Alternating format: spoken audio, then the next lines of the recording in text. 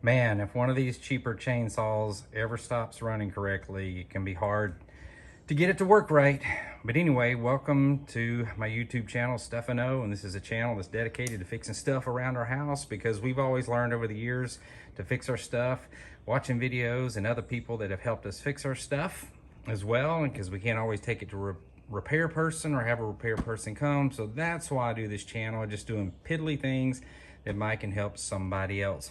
And today we got that Husqvarna 240 and it wasn't running right. This is a chainsaw my dad's had for years, sitting in the shed, other people used, and it just wasn't running right. So I'm gonna tell you what I did, what I feel is running right now. And so I'm gonna quickly go through this because if you're already working on your chainsaw or you already got the knowledge to do this, you don't need me to drag this video out just telling you little details. So I'm probably gonna brush over it. So again, it's a Husqvarna 240. Wasn't running right. And so what I did, and this is a reason probably I shouldn't have done this, but I just bought a Hipa Carb kit off of Amazon. I think it was like, I don't know, $16 to $24, came with a plug and everything else, and I decided to switch it out.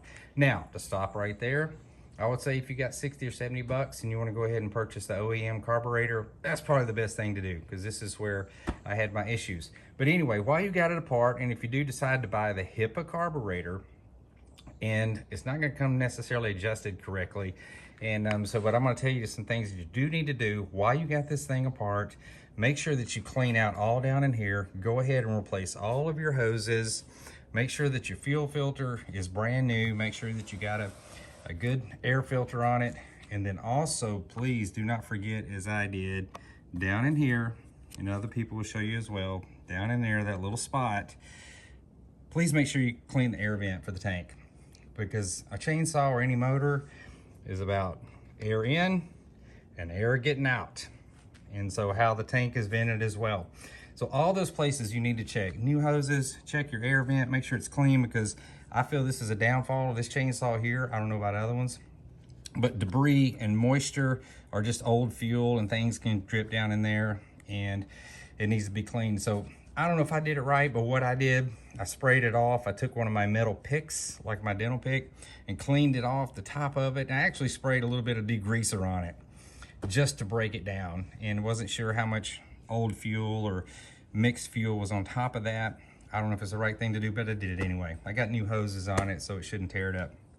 But anyhow, new carburetor, cleaned out that, made sure that there was no grease or oil clogging the air filter, and just made sure everything was tightened back down, everything's connected good, got a new bulb. So all these are places, if you got it apart, just replace everything, make sure everything is clean.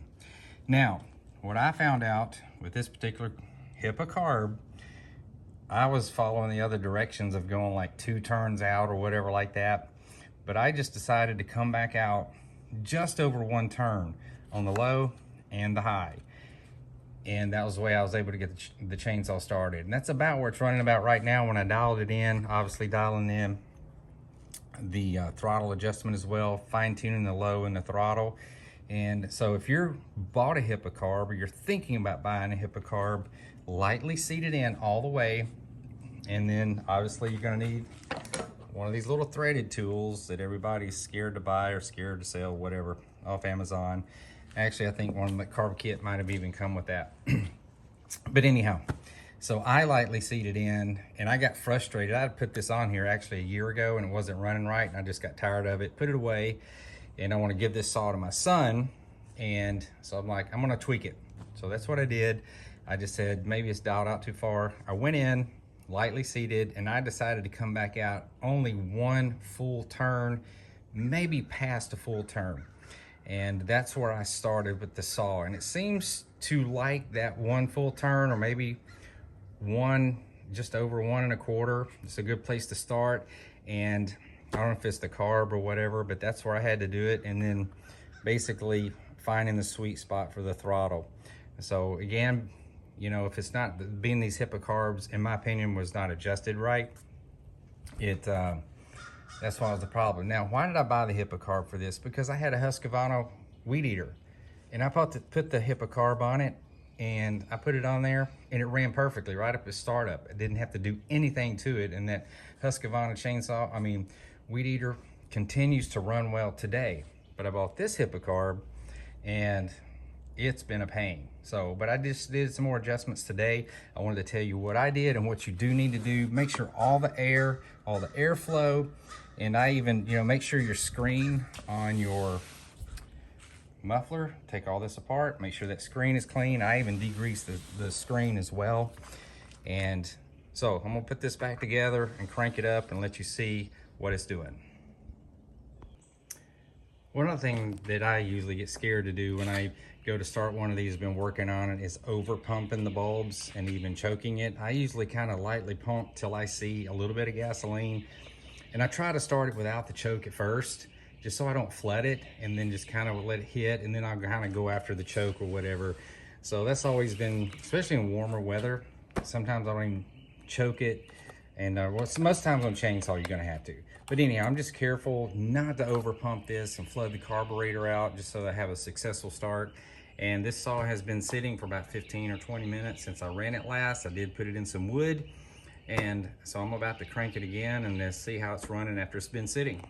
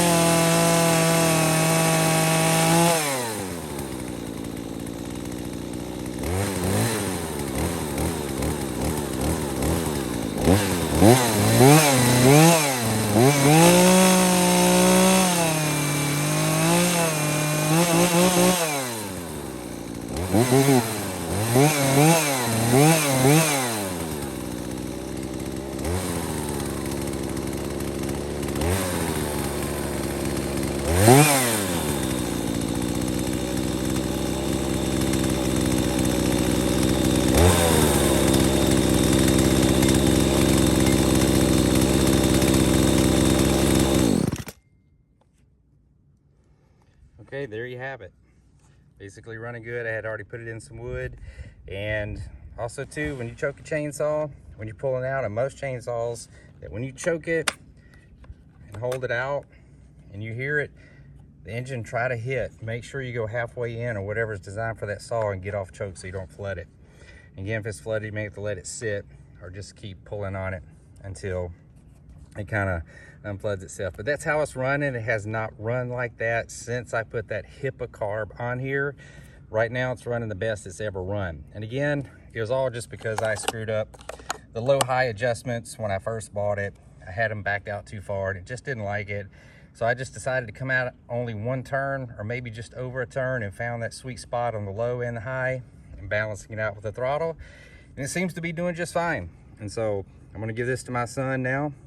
If it causes him problems, he can learn in his own garage. So again, thanks for watching the video today. And again, we just always try to find the little stuff in our life that can cause us problems that we don't have anybody to help us fix. And sometimes we just need the help of each other, friends, family, and even watching videos. Thank you. Have a great weekend.